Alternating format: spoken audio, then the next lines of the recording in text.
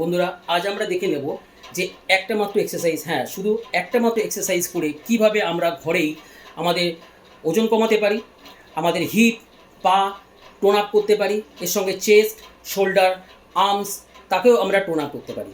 তো আসুন দেখে নিই এক্সারসাইজটা কীভাবে করতে হবে।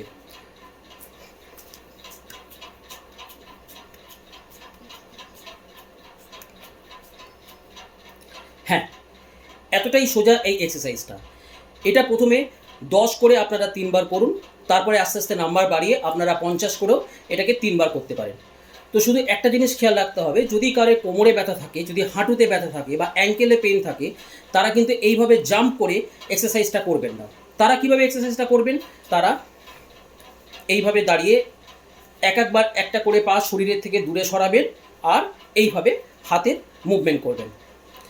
তাহলে আজকে এখানেই এক্সারসাইজটা করুন আর তার রেজাল্টটাকে দেখুন। এরকম আরও অনেক ভিডিও পেতে আপনারা চ্যানেলটিকে সাবস্ক্রাইব করুন, লাইক করুন আর যদি ভালো লাগে তো শেয়ার করুন। নমস্কার, আবার পরে আসবো।